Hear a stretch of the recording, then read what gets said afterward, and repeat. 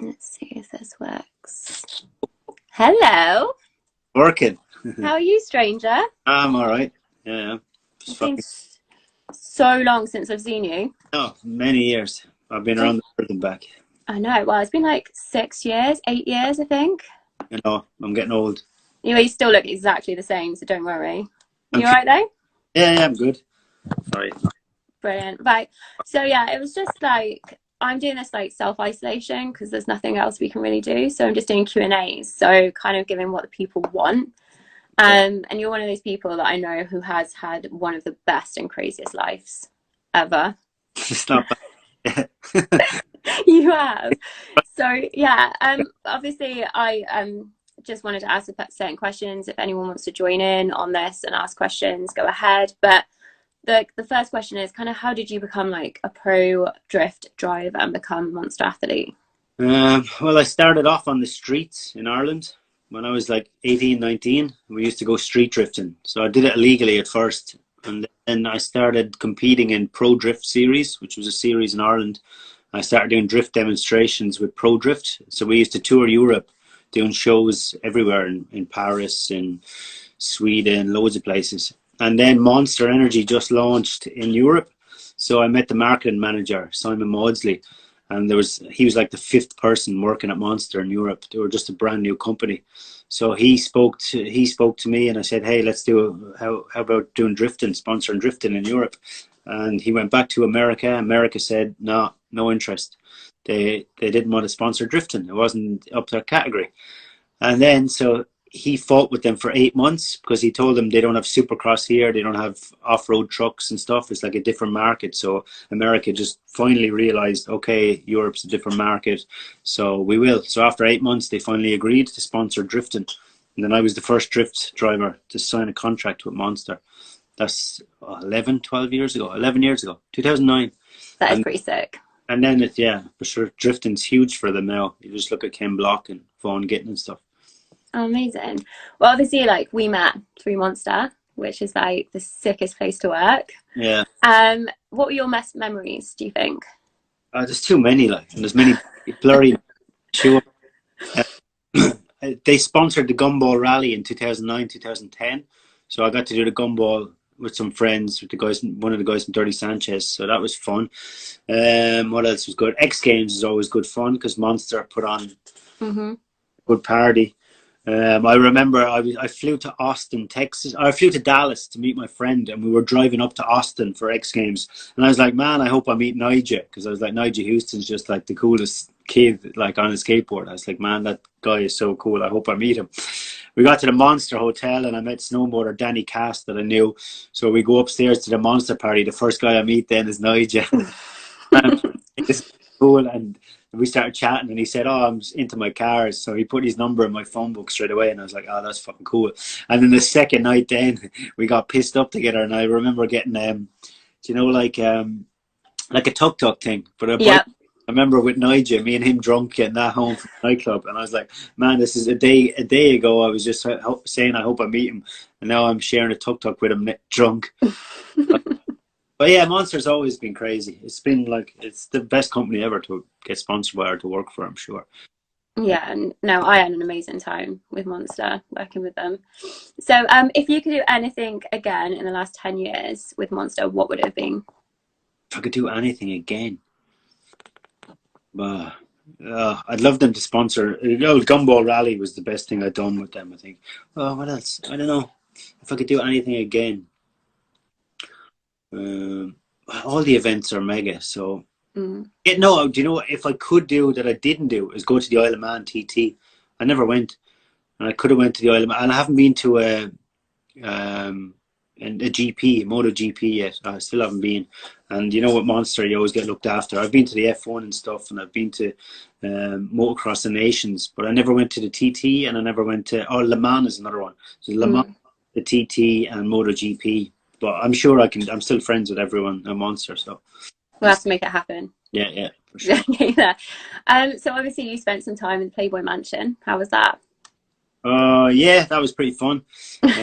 The guy I went to Texas with to X Games is a friend of mine from England that lives over there. After the 2009 Gumball Rally, we got we got sponsored to go there or whatever. We got invited to go there. So when we went there, it was crazy. There was like 70, 80 girls just fully naked, but they're airbrushed. They were airbrushed bikinis, and when you look at them from first, you're like, "Wow, they're dressed." But then you notice nipples, and down below you can like, "No way, they're fully naked." So it was crazy. So then I got a tour off a Playmate, Miss February 2009 or 2008 or something, and she gave us a tour, and she saw the monster hat I was wearing at the time, and she loved the Irish accent, so we ended up swapping numbers. And my friend that I went with was pretty wealthy, so he was after renting a suite in. I remember it was some posh hotel in LA, and I was sleeping on his couch. So I was staying at his couch, but I got the Playmate's number anyway. And then about 2 o'clock in the morning, she messaged me saying, "Hey, I'm leaving the mansion. Do you want to come?" And I was like, "Sure." So she went to one of the gates, the entrances. She picked me up in a big truck, and we went back to a hotel. And it was look at this little nephew. He's popping his door. Hello. He's getting scared. Oh, does he want to join in? No, I don't know. Bye bye. Oh. Hi. I can't go back to China, can I? No, because it's going to lightning. Is it lightning? He always checks the weather on the phone. That's really cute. I'm lightning here, look. It's lightning. All right. Oh no. See you, Max. Bye. He is adorable. Not gonna lie. So we babysit him 2 or 3 times a week. But anyway, we went to a hotel, and then I pretended that it was my room. It actually wasn't. My mate came home. He's like, "Did you just have a Playmate in my bed?" And I was like, no, what do you mean? Oh. So how has like isolation been for you? Like, what have you been keeping yourself busy? it's kind of boring now, isn't it? It's like Groundhog. Because Yeah. China when it when it started. So I was stuck in a hotel there for a while, and then I got out of there. I said, "Fuck this! I need to go." So I went off to Thailand, and then I had to leave China fully and come back here. And then I've just been locked down. It's good to see my nephew because I haven't seen him or my mom in over a year, and my sister. So that's been nice. Yeah. Then I don't really do much. I wake up, I go for a run, then eat, and I train, and then that's kind of it. Netflix and chill on my own. What are you watching on Netflix at the moment? What was I watching? I watched the second season of Dead to Me. Oh, okay. Yeah, it's actually quite good, isn't it? Right, I finished Ozark. I watched everything. I did Game of Thrones a while back. I did like from start to finish. I did all that. My friend just said I'm coming to Dublin. Yes, King Alan. Yes, I'm coming to Dublin soon. I need a break. But yeah, on Netflix. What else? The Michael Jordan one. I watched the first 2 episodes, but I'll wait till the last 2 are out now and then binge watch it all. But that was pretty good. The new Jordan. Yeah, I'll tell you what, Money Heist is really good if you want something to watch. I did it all. But it's the dubbing. Oh, yeah, that's the problem. I have to watch it in Spanish and read the titles. Finished it and I was like, oh no, I have to wait for another season. And that's what I hate about TV series, if I have to wait. Because by the time I watch the next season, I'm not forgetting what happened. Yeah. Now I did season 1, then waited a while. And I hated it that way. You're always trying to recap and see. Remember, you can't really remember everything. I prefer just to binge it. And yeah, that's the best way. So obviously everyone knows that you drove stunt cars for Fast and Furious Live. Yeah. Like, how was that? Like, how did that happen? Did you get to meet any of like the original cast? Well, a friend of mine worked for Top Gear Live, and it was the company that organised the Top Gear shows that put this show together, and Universal then backed them. So yeah, he contacted me and said, "Hey, we're looking for drivers for this Fast and Furious show." And I said, "Yeah, I'd be interested." I was after doing 10 years with Monster. I was looking for something new to do. So I went to the auditions, and that was like, there were supposedly 2,000 applicants, and then they picked 9 people. So I was lucky enough that I got chosen. And yeah, we met. Vin Diesel came to the first one. He came to the premiere at the O2. That was crazy. We did like 5 shows in London at the O2 Arena. But he was very strange. He was odd as fuck. Oh, was he? So odd. He came backstage. He came backstage before the thing. He goes, "Good luck for the show, guys." Then he went out and watched the show. Then he came back and he had his guy there with a camera, and he was like, "Are you guys ready to hear what I'm going to let the world know about this show. And we're like, yeah. And, are you ready to hear? And we're like, yeah. And he's, are you guys ready to hear? He kept going on, and we're like, oh, okay, give it up now. And then he started going on for 10 minutes, just talking away on Facebook Live in front of us. And I was just like bored at it by the end of it. But oh well. I Oh really, well. really wish Walker, because I think Paul Walker would have loved the show. You know, he was Yeah. cars, so I think he would have backed it more than Vin did. You know, so no, yeah, it was a good experience, but that only lasted 7 months. And then when I finished, my friend worked at Disneyland in Paris. They have a stunt show there, so I asked them, asked him if they have any jobs going, or did anyone looking for drivers. So he told me about this job in China, and that's when I went off to China. Then, Oh, that's cool. yeah. That is pretty sick. So, obviously on cars, in your opinion, what is the best base car to set up for stunt driving? So would you say rear wheel, front wheel, full? It depends on stunt driving. For drifting, 100% it has to be rear wheel drive. A Nissan 350Z or S14 or a Toyota Supra, just reliable Japanese cars. They're the best. And then if you want to do like handbrakes into spaces and stuff like that, just a small front wheel drive car. They use like Mini Coopers or Nissan Micras. They're kind of easy. We used Honda Civics actually in the Fast and Furious show. They were pretty good. Yeah, So, I do love a Nissan Skyline, I'm not gonna lie. yeah, I do, of course. But the GTRs, the one I like, are four wheel drive. So they won't. Yeah. But of course, who doesn't love a GTR? But overall, I'm a Toyota fan. My first car was a Toyota twin cam Corolla. So, and they're unbelievable to go. And same with my monster car was a Toyota Soarer, which is Yeah. different version of a Lexus SC300. So they're just so reliable. Toyotas. They brought out the motto, we're the best built cars in the world. And every manufacturer took them to court and said, you can't say that. And they said, prove it. And nobody could prove it until Bugatti took the title. Well, they told them that they can't use the title anymore about 3 years ago. But forever, Toyota. Have you got one now? No. What have I got? I have nothing now. I have a camper van. I have a Mercedes shell that I want to build for a drift car. Nice. I have my limousine that's graffiti painted. But That no, is when sick. I was doing the Fast and Furious tour, they promised us a 5-year tour. So I sold my drift car, and I recently just sold my BMW because Oh, nice. I don't drive really. Yeah. Oh, brilliant. So what advice would you give to anyone kind of like wanting to progress as a drifter? Like kind of whether they want to like do it from a hobby to now a profession? For sure, just practice. The best way to be is to find somebody with a field you can use, and then get an old Toyota, an old Ford Sierra or Granada or something like that doesn't cost much, and weld the differential in the back, and then just go and learn the field. We were lucky back when we did it, because I'm so old now, that we could on the streets, and there wasn't really many. But the UK were much stricter than Ireland. Ireland was, you kind of get a slap on the wrist if they caught you, but not anymore. So I'd recommend going to a field if you're like living in the country, or you know some farmer with some land. Just go get a car and go practice in a field, or go do a drift day. But it is expensive, all right.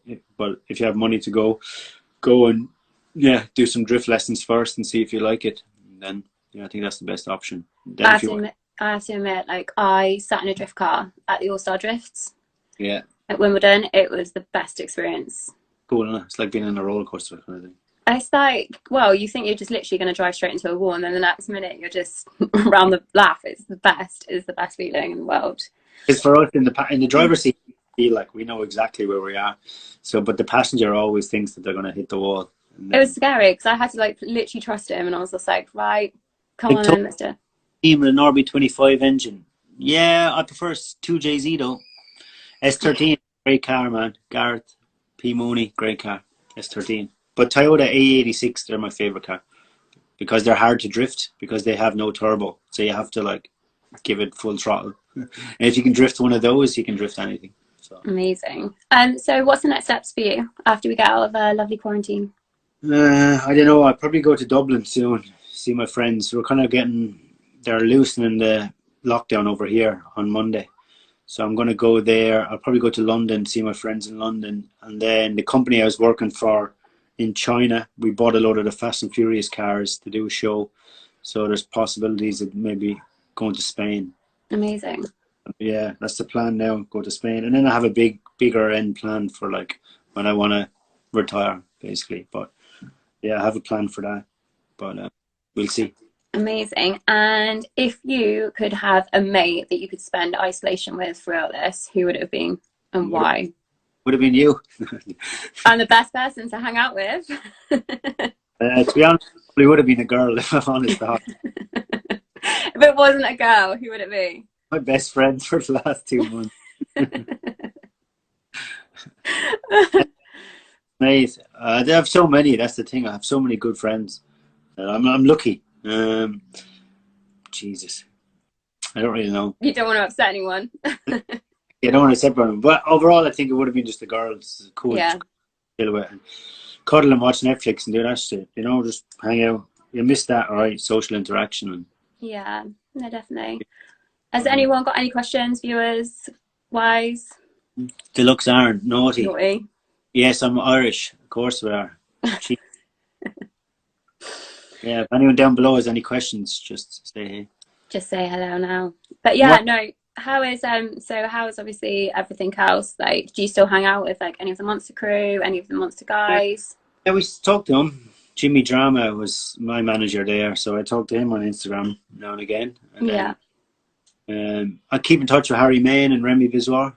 They were the first guys I met. Nick Davies, I spoke to him the other day. He was a wakeboarder. I spoke to him. Who else then? We all kind of follow each other on Instagram and stuff. So, Yeah. Good. How about you? Speak to Jimmy every now and then. Ramses, can you remember Ramses? Yeah, of course. Yeah, chat to him. I My had plan. many nights in Vegas with Ramses. Well, that's my plan. As soon as I get out of quarantine and we're allowed to fly to Vegas, that's my cue. I'd work Meister S1's 3-piece. I actually have a set of work equips if you want them. They're 18 by 10. Sorry, we're selling wheels here. I have a set of chrome work equips. They're pretty sexy, but they're expensive. But let me know. Jay, Stevo, I have work equips 18 by 10, I think. They're super wide. But and 18 by 8, I think, on the front. But yeah, hit me up. What's your plans this evening then? ET. Oh, sorry, he's replying there. No, it's all right. I don't know. To sell wheels. Such a point. That's your plan tonight, selling wheels and watching the rest of Netflix. I have to do finish abs because I do weights outside. So I did chest today, and then I'll do some abs later and just watch Netflix really. Yeah. So yeah, I don't know who it. Cool. What's that? I know it comes. Well, it was lovely talking to you as always. Yeah. And we're more than happy, like in a couple of weeks, if we're still down in quarantine, obviously give me a shout. We can do this again. But otherwise, yeah, just give me a shout. And hopefully when we're out of this, we'll get to party again soon. Perfect. All right. Cheers. Have a lovely evening. See you later. Bye. Bye.